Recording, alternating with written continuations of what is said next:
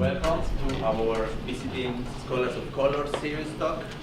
We have the honor and pleasure of having Dr. Xueli Wang. This event is co-sponsored by the Dean's Office and by the HER, the Hub for Equity, Anti-Oppression, Research and Development. Thank you. So, on a personal note, I am kind of nervous because it is always a treat to have Dr. Xueli Wang in front. She is one of the most important scholars I know. I'm not kidding. And also, I met her in 2013 in ARA. We were introduced by a mutual friend. And I was a brand new assistant professor. She was always welcoming and hardworking. So it is a real honor. It's all mine. So she has many accomplishments, and I'm just going to read a little bit of her extensive CV in order of having more time to listen to her. She got her bachelor's in English at Beijing International Studies University, also a master's in applied linguistics there, another master's at the Ohio State University, and a PhD in the Ohio State University as well. She is currently an associate professor and studies college students' learning pathways and success with a particular focus on community colleges and STEM education. Her work continues to motivate researchers to use rigorous and sophisticated methods that blend data mining with propensity score modeling, path analysis, and structural equation modeling. Despite her expertise in quantitative modeling, she recognizes, rightly, that some questions need to be addressed using other forms of data collection and analysis. Accordingly, she also relies on qualitative approaches, all of which will be featured in her upcoming book that we're going to talk about some of the content of that book today in her talk. Dr. Wang teaches graduate courses on community colleges, assessment in higher education, and mixed methods in research in education. Her work has been widely published in numerous journals such as American Educational Research Journal, Educational Evaluation and Policy Analysis, Educational Researcher, Teacher Scholar Record, Journal of Higher Education, Research in Higher Education, Community College Review, among others. Her research has been widely supported by the Association for International Research, the American Educational Research Association, several grants from the National Science Foundation, the Access Lex Institute Association for Institutional Research, and since 2011, I think that she has been winning all these fabulous teaching awards at her institution, the University of Wisconsin and Madison. And in 2015, she was also awarded the Barbara K. Townsend Emerging Scholar by the Council for the Study of Community Colleges, the most important association for the study of community colleges. So, without further ado, please help me welcome Dr. Xueli.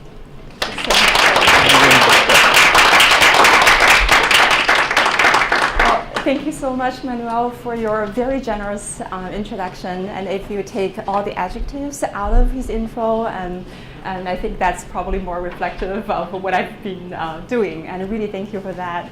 And also, I want to thank all of you involved in the process of inviting me to be part of this very distinguished series. And this is a true honor. I also wanted to thank Diana Johnson for all the stellar assistance she's been providing, and Charles for the wonderful work you're doing there and making me feel at ease. I know I signed the consent and release form, so there's no return to that, but you making me feel very comfortable when I'm really nervous about being taped, and I think that's super helpful. So you truly have an amazing group of colleagues and individuals here, and so I'm just incredibly grateful for this opportunity. I will say that the opportunity for me to prepare this talk, I'm not kidding, came at the right time, and a time I needed it the most, because it was that time deep into the cold and chilly winter month already, starting December-ish, and when I was knee-deep working on my forthcoming book and making sense of 5 years worth of data, both quantitative and qualitative, that come out of my longitudinal mixed methods project on transfer in STEM. And so I was really grateful for this opportunity because it gave me the right kinds of nudge without too much pressure to charge forward in that process.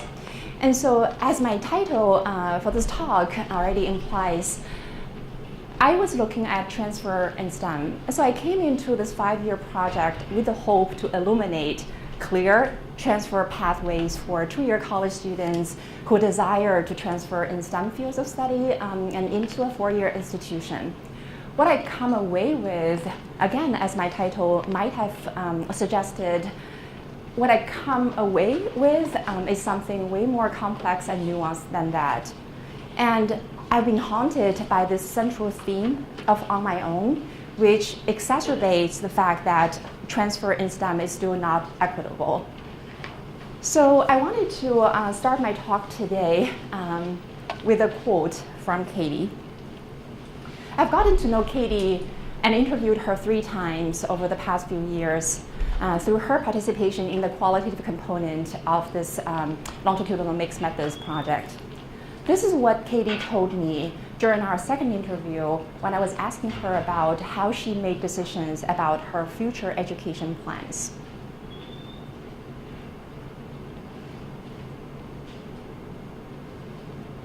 And by the way, are you able to read, or is it helpful for me to? Okay, thank you.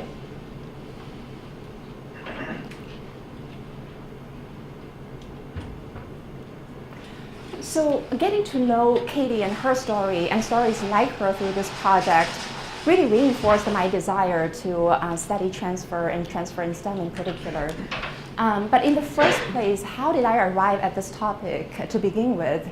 It was actually really motivated by the success of post-transfer students, as both evidenced in the literature and also through my personal encounters with countless successful transfer students when I was doing my doctoral study at Ohio State University.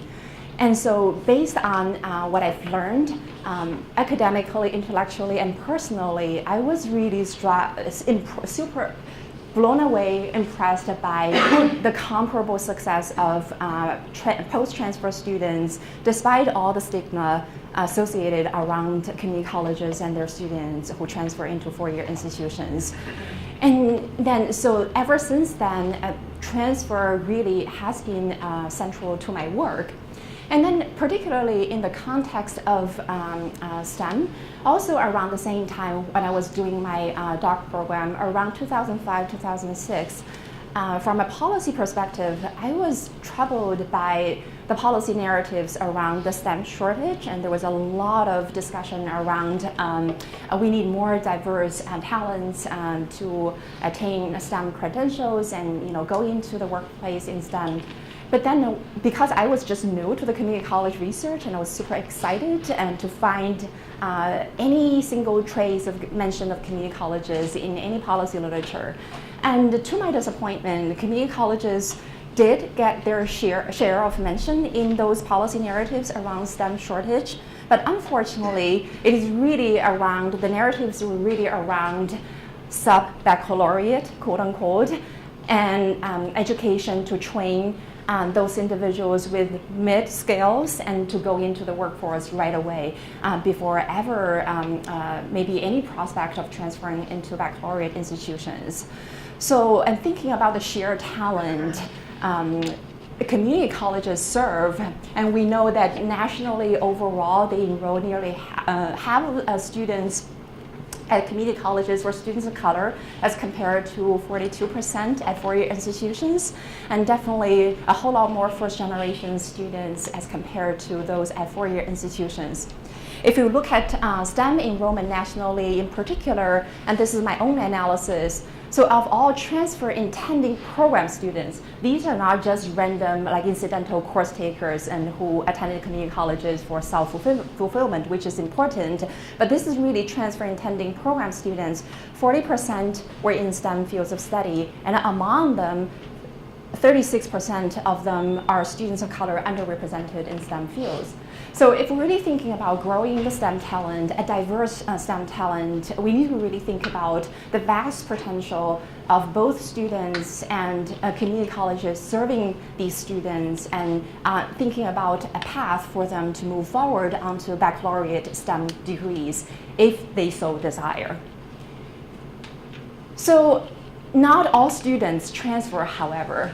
As I mentioned, I was really introduced into this field because of the success of post-transfer students, and I was all excited. Look, this is really amazing. However, as I got into the literature a little bit more through existing studies and in my own analyses, I've increasingly been troubled by this deep, alarming gap between transfer aspirations and transfer attainment. Again, nationally, 80% of community college beginning students intend to transfer. Over 6 years, only 25% actually made the point of transfer. And then looking into STEM, and based on my analysis of the beginning post-secondary students longitudinal study, again, similar percentage of students intend to transfer in STEM, and over the same 6-year time span, only slightly over 10% actually did transfer in STEM. So taking all of this into consideration, I felt soon after I started my faculty career at UW-Madison, I felt both intellectually and personally this would be where I want my research agenda to go. So what do I need to know in order to at least partially move toward fulfilling that research agenda? At least 5, 6, 7, I was counting, I was thinking about when the literature started to really bud in this area. But at least 8, 10 years back, we knew very little about how community college students experience STEM learning curriculum and their actual pathway to or away from transfer and completion, especially in the context of STEM fields of study.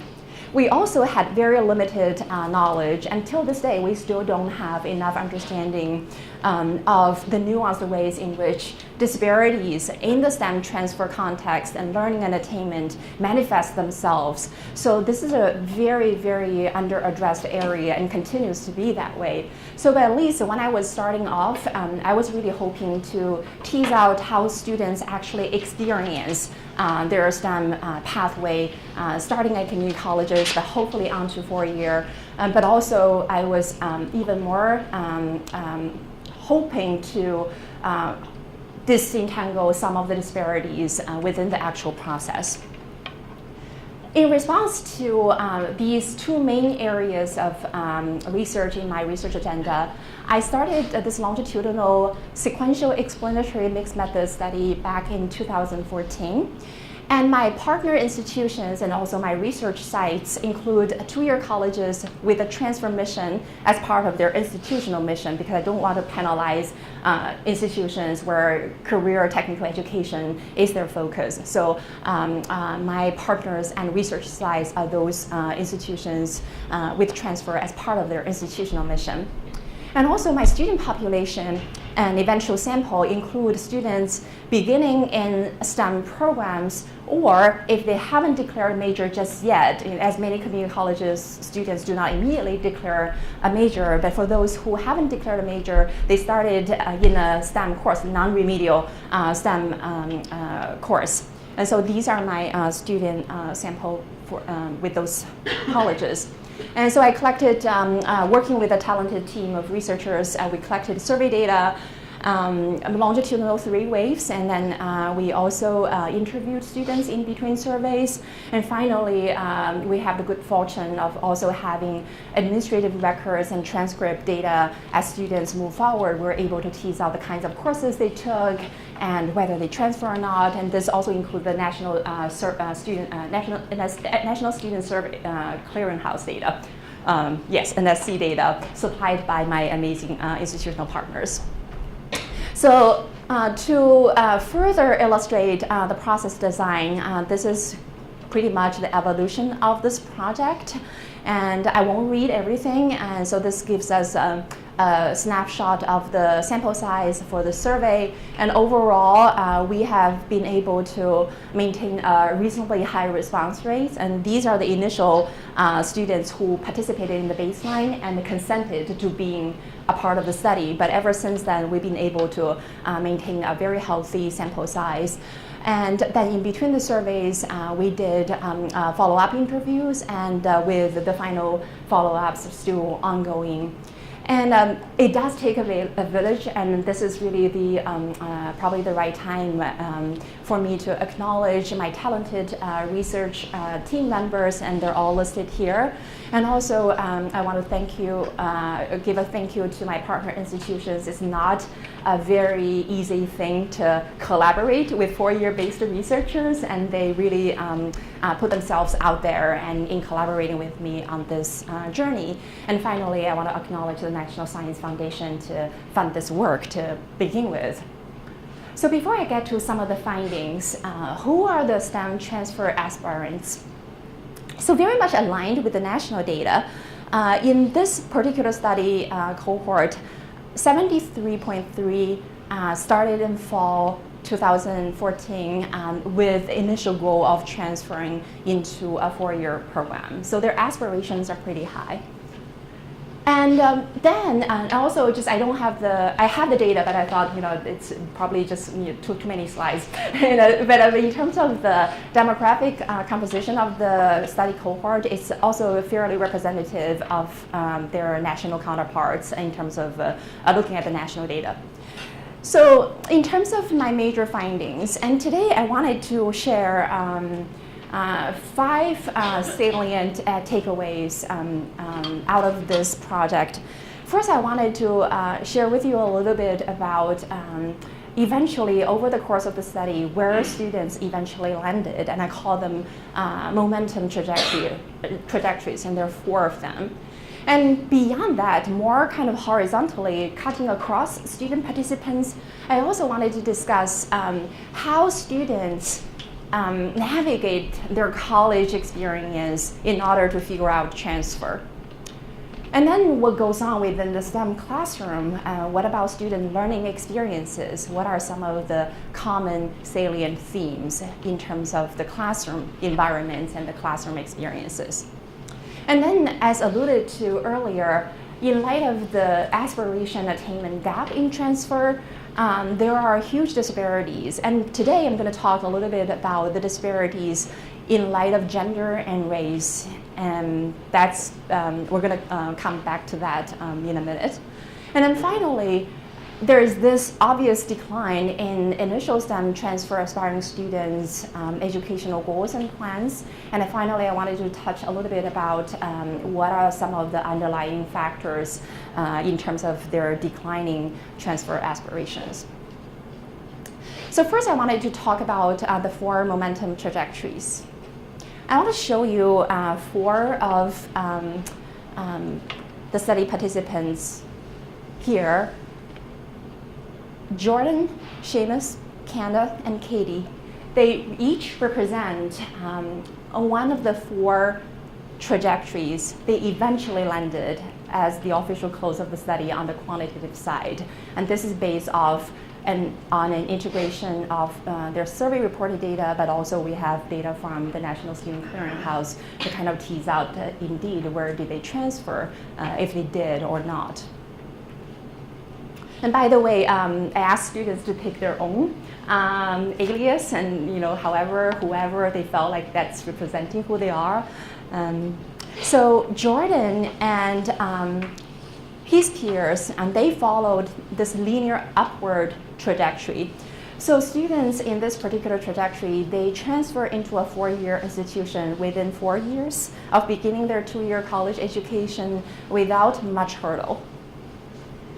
Seamus and her counterparts in this particular trajectory, I call that detoured, they had to piece together multiple institutional attendance, sometimes in switching across several programs in order to transfer upward. So it's really a long winding path for them. And some of them, by the close of study, have transferred, but most of them still, they were kind of stuck there, but still they're not giving up. Kanda and her colleagues are in the deferred trajectory. So for this group of students, they have been ever persistently wanting to transfer, but then when they were approaching their final decision points, they had to forego their transfer hopes in order to secure a job, finish their so-called sub-baccalaureate degree, and then get a job to make immediate returns to their education. Katie and her peers, they are taking a break. This group of students, they never transferred. They never completed anything from their community colleges. Some of them are employed, many of them are not.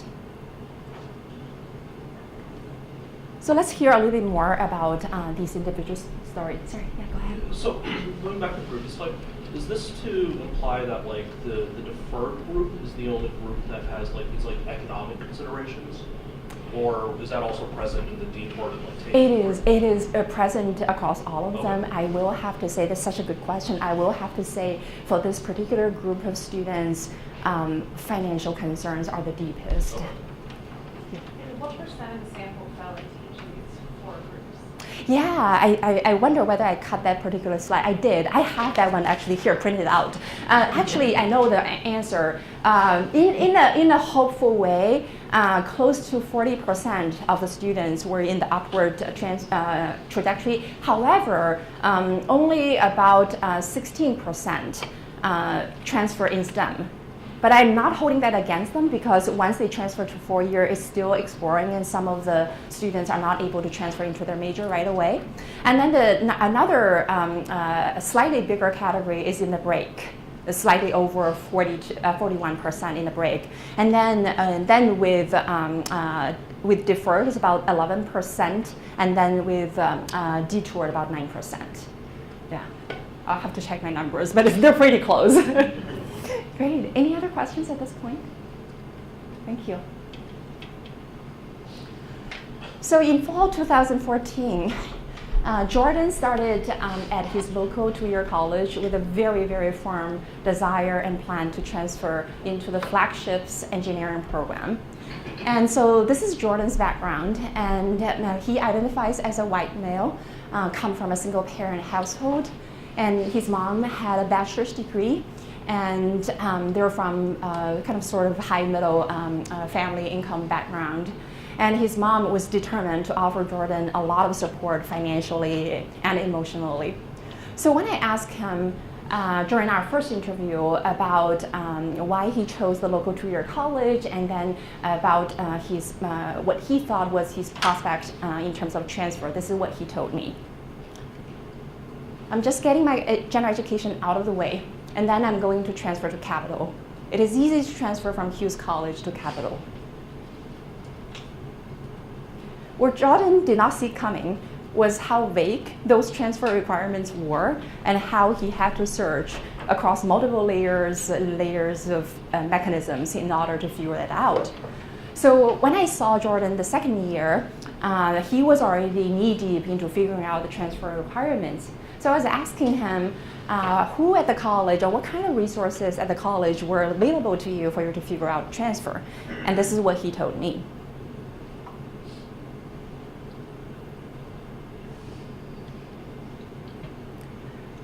Regardless, Jordan successfully transferred into Capital's engineering and into his very own major by the end of the 4th year. And so when I was interviewing him for the final time in year 4, this is already after he transferred into Capital in engineering, and also he was already done with close to about a good academic year worth of work. And so basically, he was acing all academics without a social life.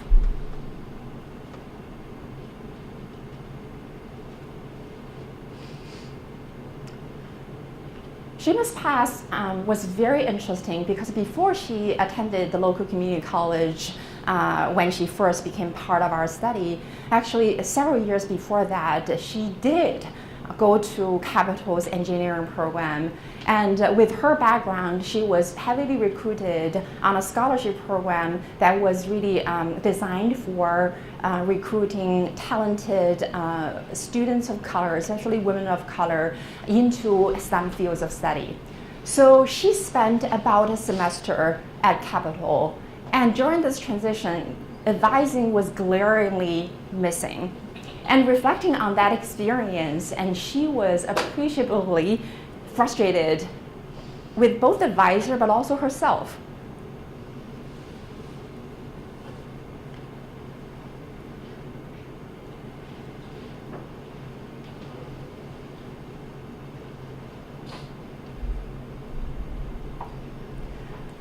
So Seamus never finished that full semester. She dropped out of Capital, but then her goal, in order to still gain a bachelor's degree, was still very firm. So she decided to take a detour.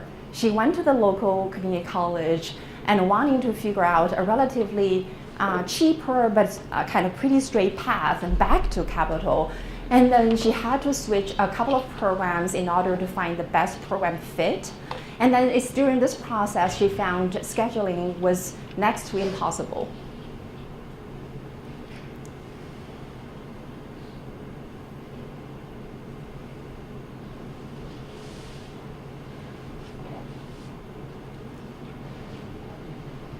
And this is really where STEM is different from just transfer in general. And people keep asking me, what's the difference between transfer in general? What's the difference between transfer and STEM? Because of the highly structured and sequenced way a lot of the STEM courseworks are, and by design and almost by nature too, missing one particular course due to conflict of scheduling and such will totally set students a year or even more back.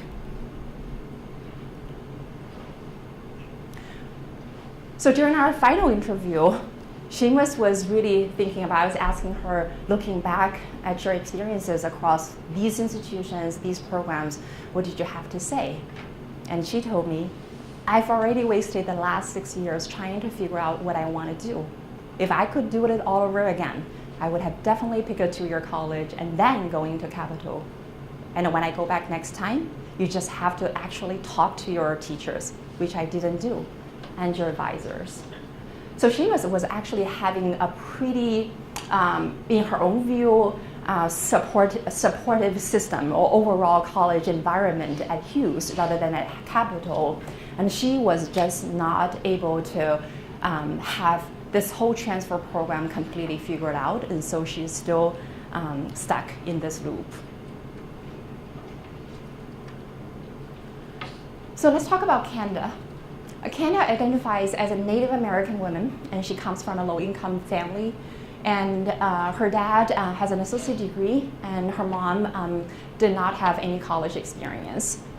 So Kanda started in the IT program at her community college, and then she finished her associate degree in science in her IT program. She got a job right away after her graduation as a software engineer working with a financial services company. So she also graduated with an almost perfect academic record. So picture perfect as Kanda's trajectory seems, she did not realize her true educational goal, which was pervasively transfer. Across all of the surveys, across all of the interviews, she just persistently told us that I want a bachelor's degree, I want to transfer. And it's not just her words, because she was able to name the exact courses and programs that she could transfer where and for how much money, and all kinds of institutions potentially she could find the right program. So it was not just this lofty idea of getting a bachelor's degree. She actually did a lot of work, mostly on her own too, to figure out what actually can transfer and to make her path really possible. And then as she started to view her transfer prospects in more realistic terms, family and financial considerations really weighed in pretty heavily. And she had a deep commitment to support her family and her larger community. So this is during our year two. now she is still really, really into transfer, but when I ask her about whether you see any potential barriers to your transfer, and she talked about her siblings, the needs for them to receive education, but also having siblings who were disabled and the financial implications for her parents. And so this is really some difficulty that she was wrestling with, but she was still firm on transfer at the time. And during the year 5 interview, I actually interviewed her at her new job, and it was a gorgeous, gorgeous building over lunch hour. And I asked her, looking back, when did you know that you really would forego transfer and then decided to get a job? And she told me it was really around the final semester.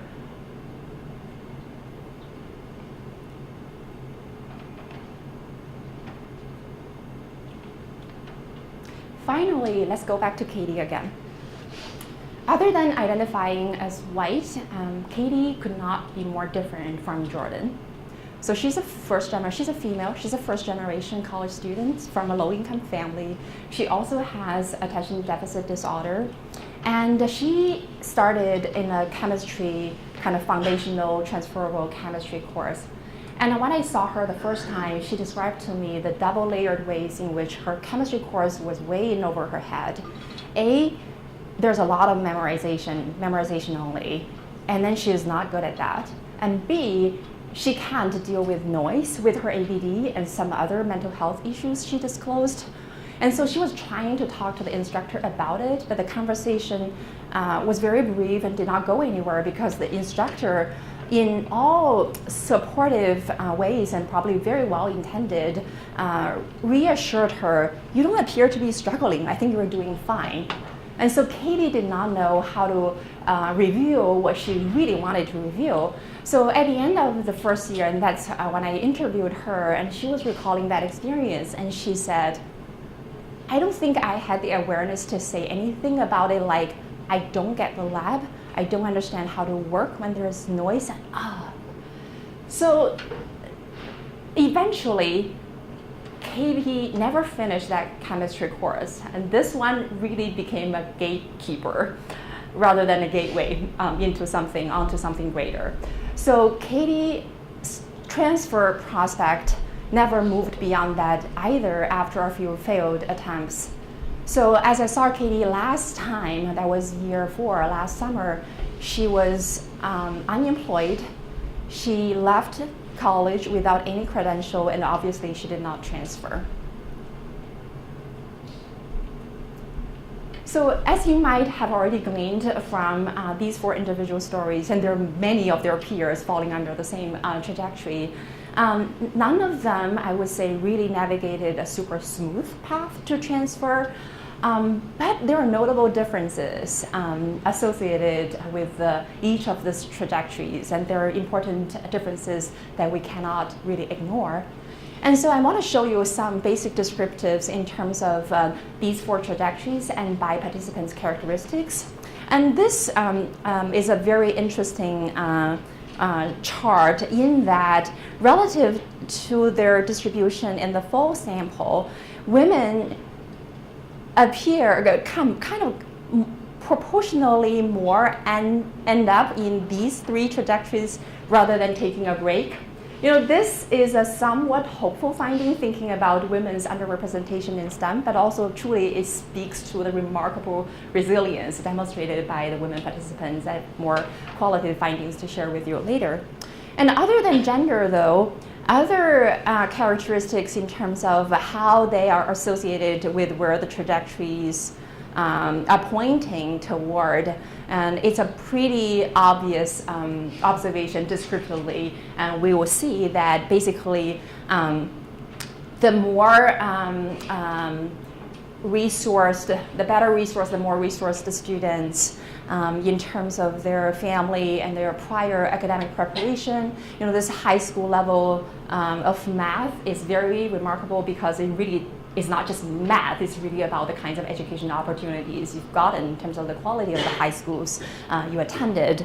So across the board, and for students of color, and you can see the distribution here as relative to there were full representation in the sample, But pretty much those ended up in the linear upward trajectory has the best amount of resources available to them, and they're by and large pre-existing ones. So also probably you've gleaned from the four narratives here, I want to kind of shift gear toward some of the findings cutting across study participants. And the first one is about how they navigate their college experiences. And I wanted to show you first an output from our decision tree analysis. I know it's a massive output. I simply wanted to show this so that you know I'm not making things up completely. So kind of trying to make sense. And so basically for this analysis, and it kind of still evolving, we're basically having all four trajectories there, and we're including not only just the small fraction of pre-existing characteristics, but everything students experience during college as they reported in the survey, how they interact with advisors, instructors, and peers, and so on. So those are all elements included in our decision tree analysis, just descriptively for us to see what really rose to the top in terms of shaping these trajectories, because they do have college in between their pre-existing resources and their outcomes. So in the interest of time, I only wanted to show you two interesting paths of the many paths. And so this is for linear upward transfer.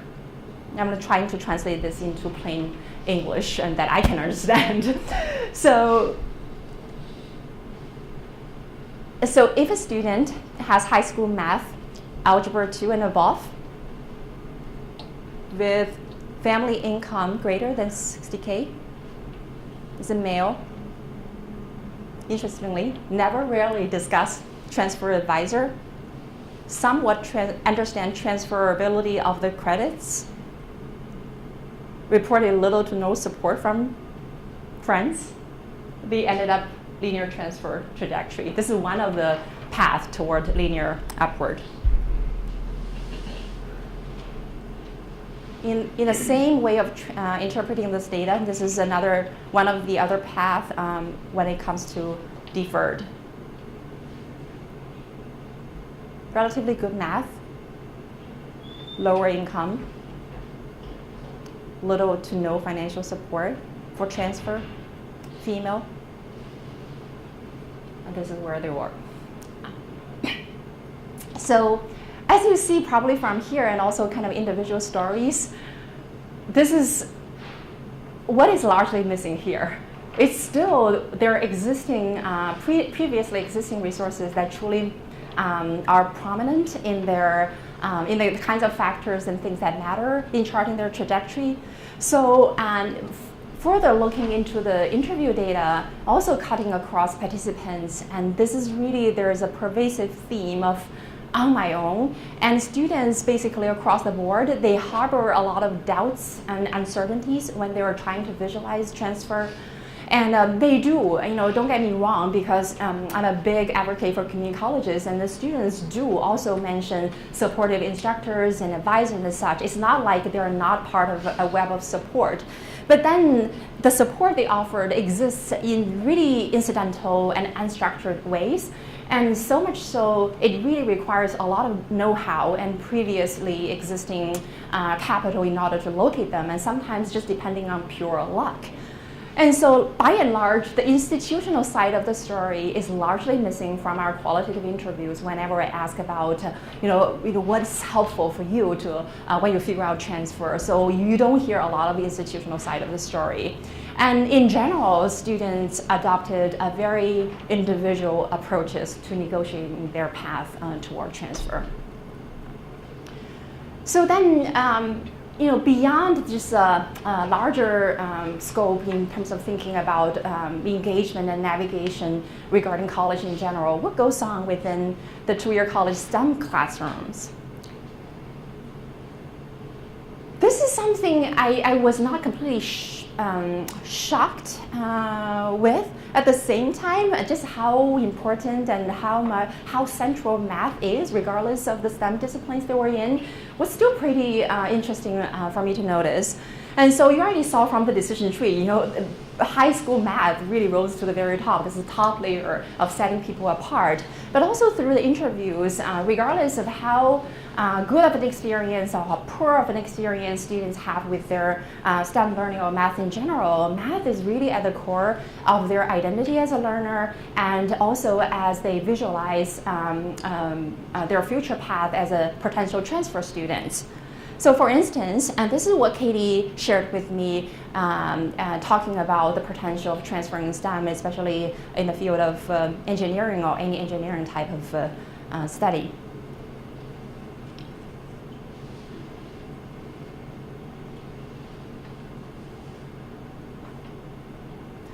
So she views going for engineering, which is a math-dense program, is like being on a treadmill that goes faster than she can walk. And so she used the word terrifying to describe that. But also the minute she was thinking about transferring in STEM, math was the first thing that came up. And then there are also very notable differences in terms of the comfort level and the confidence level of students when they think about math. And let's come back to Jordan, for instance.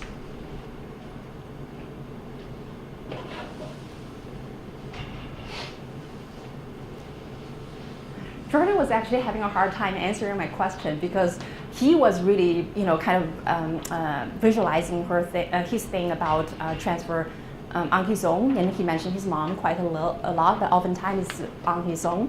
And so, like, you know, maybe a mentor, yeah, someone likes mathematics like he does. So part of the remedy to potentially helping change students, especially those with poorer math self-concepts toward more positive ones, lies in this idea of active learning. And this notion is not new to the audience, so I'm not going to go into all that literature. But really, you know, think about revamping the curriculum so it's more active and interactive environment for students to learn and see the value of math, and that all makes theoretical appeal. And indeed, based on our analysis of the survey data, but also through students' interviews, when we're thinking about self-beliefs or self-efficacy as a math learner and future transfer students, active learning experiences did help alter student self-perceptions, especially when they were poor, toward more positive ones. And we, again, you know, I'd be happy to share our published work on this. But this is only when we're looking at intent or motivation. However, this boost in motivation does not equal setting foot on transfer. And when we, kind of following up upon that particular study, when we dug deeper into student transcript records and combining transcript records with their survey data, what we found was that active learning experiences, by and large, occurred in the more sort of vocationally oriented courses and programs. And students who reported more active learning experiences tended to either choose or persist in those types of programs. So this is really something I was not expecting, and now it makes sense, but not in a good way. It makes sense. And so basically, the students who were in classrooms, and especially those vocationally oriented ones, they described their experiences of being collaborative, validating, contextualized, and such. And for instance, Nikovitz here in the deferred trajectory, he was taking this blueprint class, and he was really talking about how supportive that classroom is, and then how much hands-on experience and he was able to gain in order to see how math really works in the real-world setting. And in the past, that he always thought about his math skills would hold him back. And the truth of the matter is, when I saw him last time, and he was still not finishing yet because he was still dreading that college level math that he needed. This is not math, but this is where math happened a lot.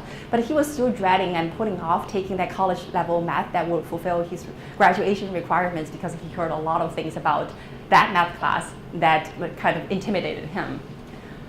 And so, for example, Kevin, in the break trajectory, and this is how he described his chemistry 1 class,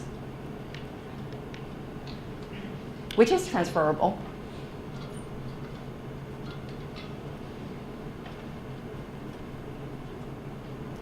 So interestingly enough, where and how active learning occurs in the 2-year college and STEM classroom creates this very interesting conundrum in that students who are experiencing active learning in the more vocationally oriented courses can be so motivated and thinking about transfer. I can do math. Math is much bigger than math. I can do so many things.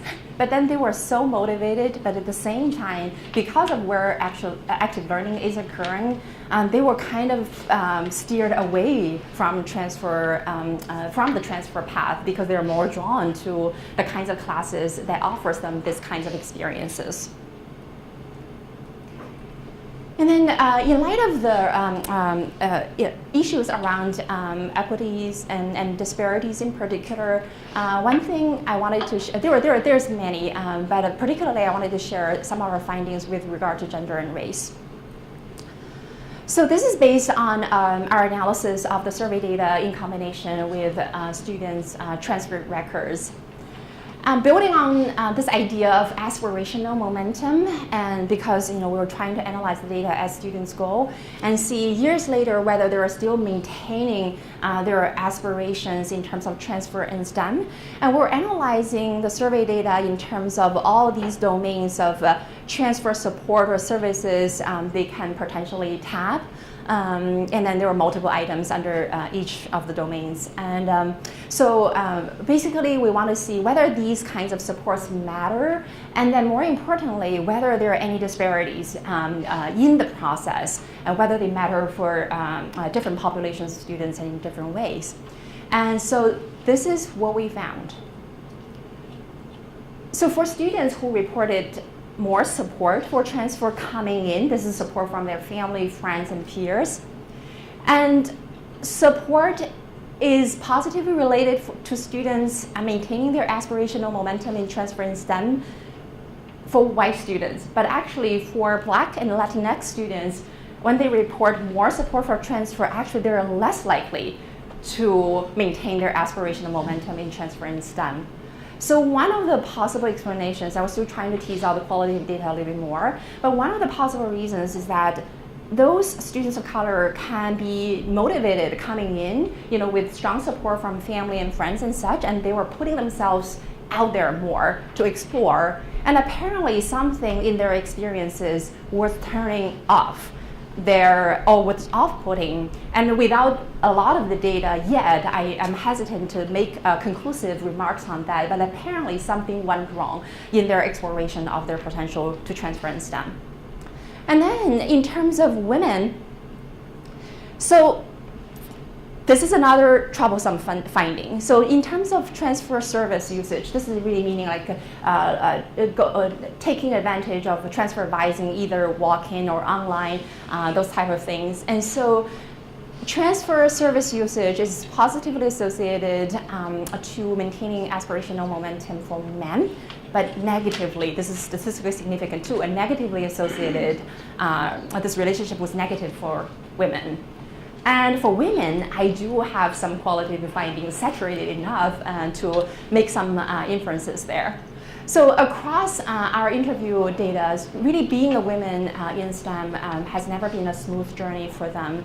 And so to summarize, their journey is really featured by all kinds of demands. And this is the type of demands they really embrace in their responsibilities and identities as a mother, as a daughter, as a sibling. But women remarkably reported more responsibilities they had to navigate than men. And this other types of demands is really the severe biases imposed on women as they navigate their classroom environments and their program in terms of figuring out transfer. I have way too many quotes to show you, but you probably know what those quotes would look like, so I don't have them here for you. But then how do women cope with this? And so hoping and coping is their mechanism to deal with all of this. And so on the one hand, they're trying to reconcile their obligations and hoping they're able to maintain their transfer aspirations. And so basically they're talking about, okay, my partner is sick, but then I have to do this for both of us and for a brighter future. So they're trying to turn their obligations, life obligations, into inspirations for one another instead of having them added up to this insurmountable whole. On the other hand, in terms of gender biases, and they basically are resisting, pushing back, and they were saying, okay, you look down on me because I'm a woman, but I'm going to show you I'm as good, I'm even as better. So how these two coping mechanisms play out, though, it is very interesting because women apparently in the study, they were able to rise above the biases, and they were doing good. They had wonderful grades, and they persisted. But many of the women who eventually gave up their transfer was really, they did that really because of the fact that their life obligations become too big and too important for them to kind of prolong their careers moving forward education-wise. Yes. Can you say a little bit more about what was going on? So these are the ones where they had more access to or awareness or use of the kind of system, the supports in the system of health transfers. Were they being discouraged by counselors, or what was happening? Yeah, I think without jumping several steps and to make very conclusive conclusions, I think if I'm to piece some findings together, because when I talked about, when I asked about, who is helping you, most of the time students said, I talked to an advisor that wasn't very helpful. So the ones who were really very out there trying to figure out more clarity around their path, at the bare minimum, they were not getting enough clarity. So more exploration can turn into more frustrations, so to speak. And then in terms of the biases, and racial biases and gender biases, I can suspect with reasonable level of confidence. And for women, I'm completely confident because we have qualitative data that's kind of saturated enough for me to make that conclusion.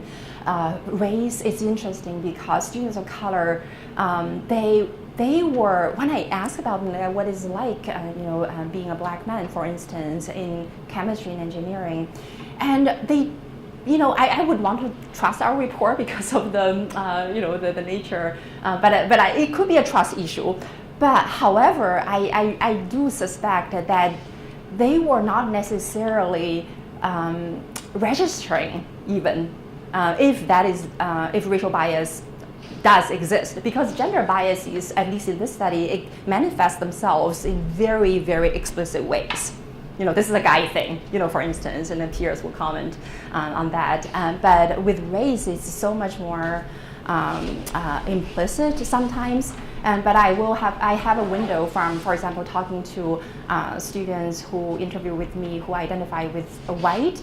A couple of them mentioned, well, the school I went is amazing because I saw students you would not expect them to succeed to be here, and they're successful.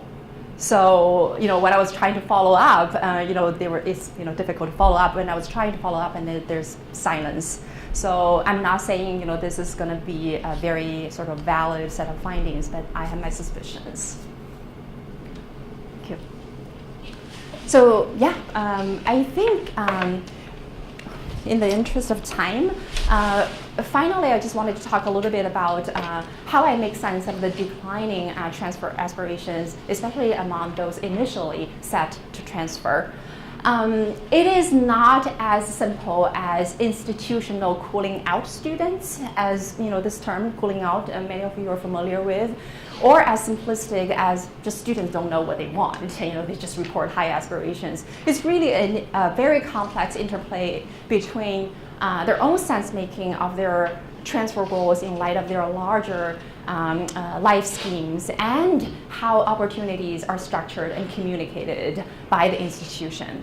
And then among those who later relinquish transfer, there are really two groups of these students. And the first group includes those who view transfer in more symbolic ways, and something I want to achieve eventually in my life. And so this group of students I'm not too concerned about because they made something out of their education at a two-year college, and two-year college really allows them to express their individualities and allow them to thrive. But then it's really the second group of individuals. These students, they were just putting themselves out there and trying so hard, and they found their efforts to be fruitless, and eventually they gave up their hope in order to transfer. But this is all about transfer intending students. I'm not talking about students who didn't have transfer as a goal. I think I wanted to probably leave you with this particular slide in terms of this idea of central message, and writing my first book and working with what's our central message. I think it's both alarming and hopeful. Alarming in the sense that I came into the project hoping to illuminate a clear pathway. I was naive, but then I only discovered, well, there's no clear pathway apparently. And the current system is really set up to only further, maybe unintentionally, but only further advantage those already relatively advantaged coming in. Hopeful in the sense that the more disadvantaged, quote unquote, students, they still persevere to chart their own success, however they want to define that. And then especially because, again, two-year colleges are doing incredibly important and amazing things, but then if students happen to encounter supportive instructors and advisors, and they are still able to really make something out of their experience. So that's the hopeful part. I'm still kind of deciding what is going to be my final message. Is more alarming? I think it's going to be more alarming than hopeful. This is the final quote I wanted to leave you with. Yes, on my own. So all students may appear to be left to their own devices on the surface level, Jordan, Seamus, Katie, and Kanda, but they have unequal and inequitable access to the same devices, and the devices available to them are not of equal quality and utility. So I'm leaving this quote to caution myself against a very simplistic interpretation of on my own as the theme, as part of the theme coming out of this work. So with that, I thank you all for your thoughtful attention, and I'd be happy to answer questions and take your feedback.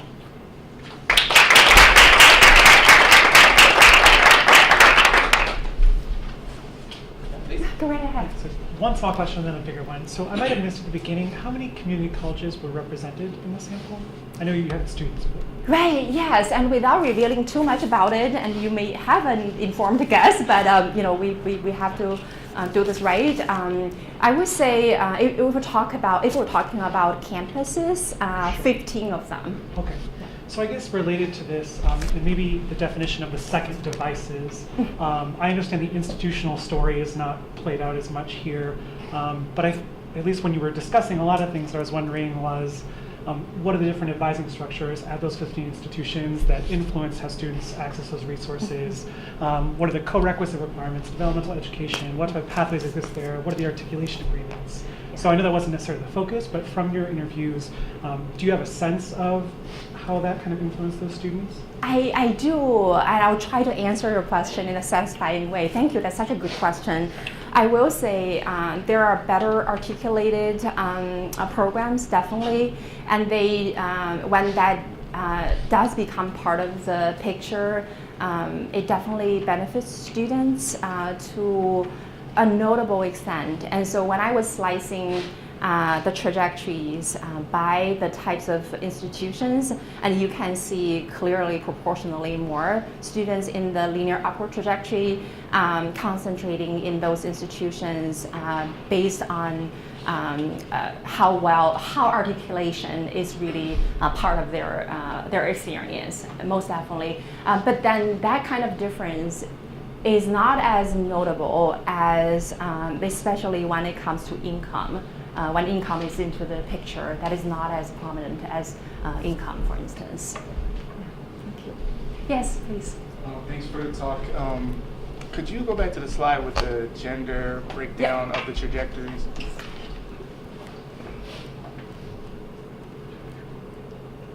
Is this one? No, it was like bar graphs earlier. The descriptives, right? The bars? Well, And one of the findings was men were more likely to be on the take a break trajectory. Yeah, I see what you're saying. Yeah, let me go way back. Oh, you passed. Yes, I did. There you go. I just wanted to make sure I saw that correctly. And now ask, were there any themes that came up for why the men were more likely to be in the take a break trajectory? Yeah, no, I think that's a good question, and I've been always. I thank you for that question because I was always approaching this disparity, so to speak, based on sex from the women experiences perspective, and my thought has always been the women were more resilient than men in this particular case, and so they were just like forging forward. And then, but that doesn't translate into lack of resilience among men, So I think your question was really pushing me, and I'm thinking still in the moment, trying to recall the interviews I remember, especially with men. I think one of the issues that I've observed from the interviews with male students was, I don't know whether it's pride or it's something else, because when I ask about their experiences with advisors and such, and oftentimes the central theme was sort of still not quite clear, and the male participants, again without generalizing, tend to kind of give up and say, they do not seek out help as much as women, but then it doesn't really matter because most of the time they were not coming away with very clear information. But then it was something men did not talk about in terms of persistent tries, so to speak. So that is one thing that kind of came out of the interviews as I was reflecting on your question. So maybe pride is not the right way to think about it. But it's rather sort of, I wonder about the dynamics when male students are seeking help, and also who are their advisors and the relatability, in terms of the relationships, and thinking about these institutions, they're especially men of color. I was thinking about all the advisors and instructors I know of and being actually described, they're all white. So maybe for men of color in particular, this sense of relatedness, that could be a factor. But this is really more of my suspicions or hypotheses rather than findings I can feel completely confident with. But I thank you for raising that, because a counter story doesn't explain. It's not lack of resilience in men. Thank you. Yes, go ahead. Across these institutions, is there any sense of difference in quality and the type of instructors that sort themselves into these various community colleges? And following that, do you also have pathways? I assume that not every graduate is going on to the flagship university, Yeah. right? So you might see some variation in the Totally. types of support that I get at the four-year program, along with the types of support and the quality of instruction at the front end. Yeah, another great question. You have several questions, right, embedded together. I think with regard to your first question, there is definitely more similarity in terms of the quality of advice or the structure of advising shared by the comprehensive community colleges or two-year colleges included in the system, and then in the study, and then the types of instructors, advisors, with the cluster of campuses with better articulation, they're definitely different from the more comprehensive. I would say the more comprehensive ones has a more diverse portfolio in terms of advising and faculty. And then to your other question with regard to where they go and how that kind of relationship with four-year factors into all of them, into all of these findings, yes, they don't all go to flagship. And actually many students didn't want to go to the flagship, and they talk about more accessible institutions and less kind of elite institutions, and thinking about fit. Barely any students really talk about the beauty queen factor, going to the flagship, and they really talk about different types of 4-year. And interestingly enough, I thank you so much for bringing 4-year into the picture, because always we talk about 2-year colleges transfer, it's always on the 2-year sector or the community college sector. And to your question, we do have a paper in progress and looking at early exposure to 4-year faculty members and advisors, and we found after doing propensity score matching, accounting for any types of observable differences, we found early exposure to faculty and advisors at 4-year is positively related to students' eventual transfer. So it does take the 2-year sector to be way more collaborative and proactive because, is Wendy here? Wendy gave me a lot of inspirations earlier today in our conversation, and she was asking about the 4-year share. Indeed, these are their future students if you want to recruit more diverse talent. And so in our study, we were able to kind of establish that relationship quantitatively. Yeah, thank you. Please, I didn't have your name, and now, yeah, go ahead. Sean Blaskett, Nice to meet you. PhD student at the Human Development Program. You said presently you haven't parsed through all the factors that are contributing to that 80-20 aspiration attainment gap that you're talking about. To be conclusive, but have you considered, I guess, interviewing the individuals that make up that 20% as to what accounted for that? And I have personal stakes in this question. I have a younger brother who's currently attending the Community College of Philadelphia, and he has aspirations to transfer to Eastern University. But in our personal lives, there are a lot of factors that can probably play into that not helping, happening. His hesitation to seek help, Yes. how expensive Eastern University is, all these things. So I was just wondering if you gleaned any insights from individuals that made up the 20%.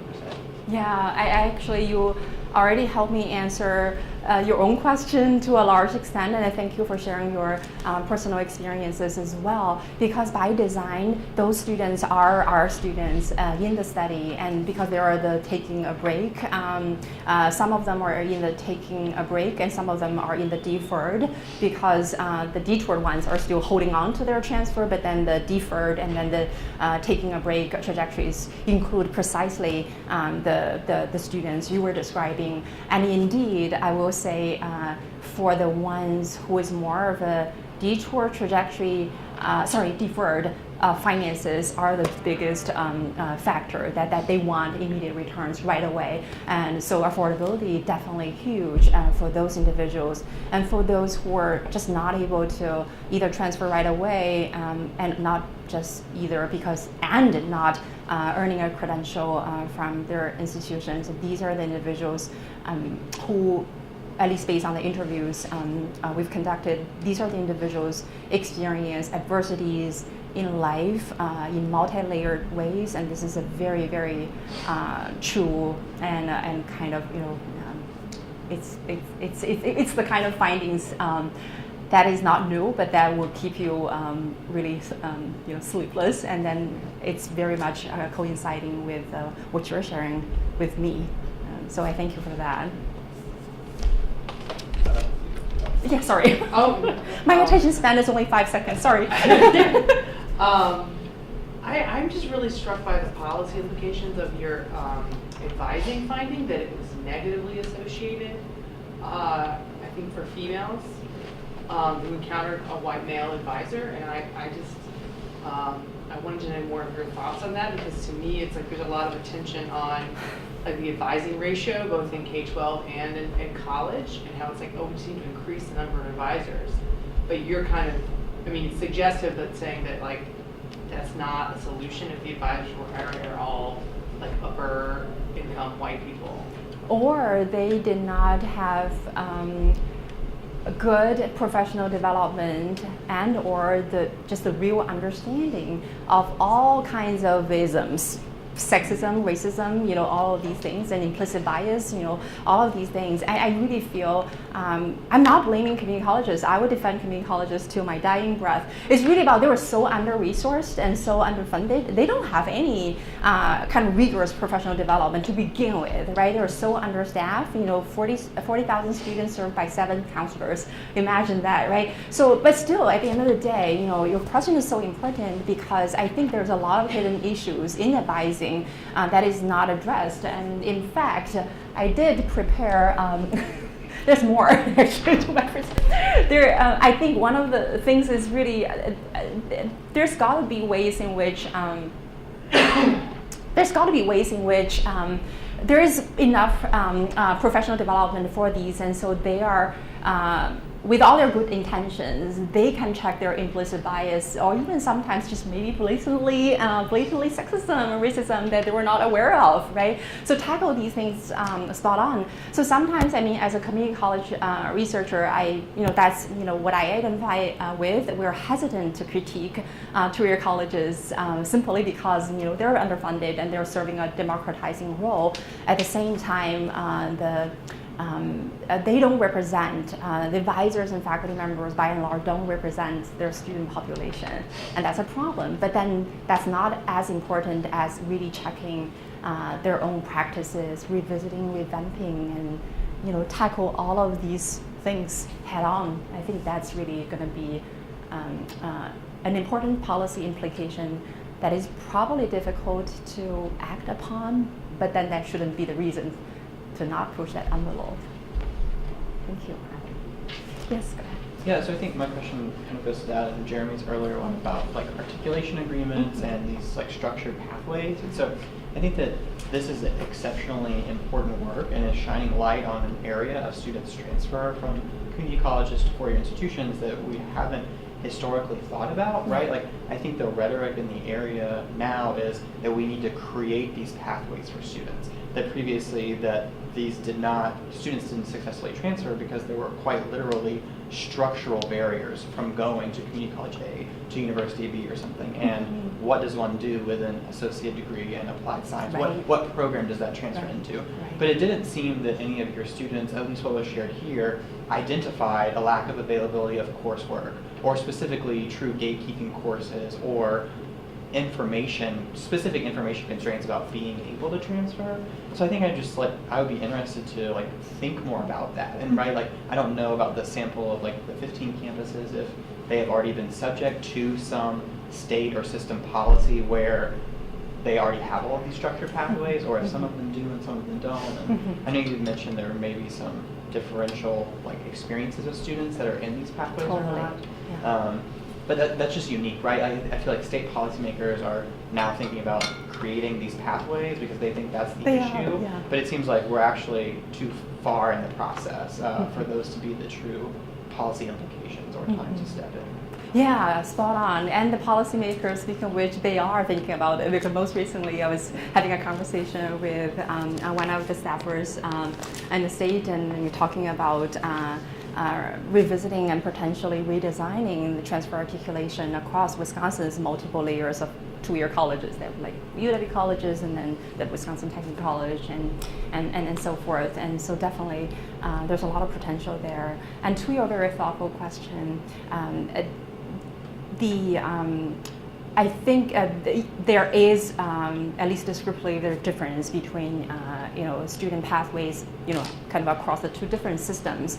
At the same time, I think even the better articulated places in terms of program and credit transfer, it still really takes a lot of know-how to figure out what those really are.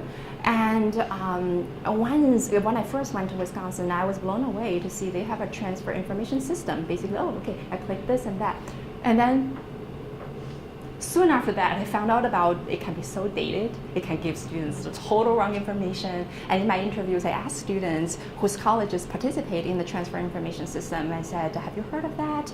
And oftentimes they have. And have you used that? Yes. Was it helpful? No. So I think it's definitely the right policy direction to go in terms of making the pathways clear. But then how to communicate, but not communicate, how to make sure the pathways are inherently embedded within students day to day, and especially thinking about community college students largely being commuter students. They don't have the time to run across the campus to figure out this and that, and then sometimes they don't even distinguish between their advisors and their instructors, and they view them as one. So I think just again, your thoughtful question inspired me, so much, because I was really thinking, if we were to really move the needles around, policy and actionable practices, we just really have to bring these requirements and policies into the academic life of our students. And how to do that, it probably varies. But yeah, thank you.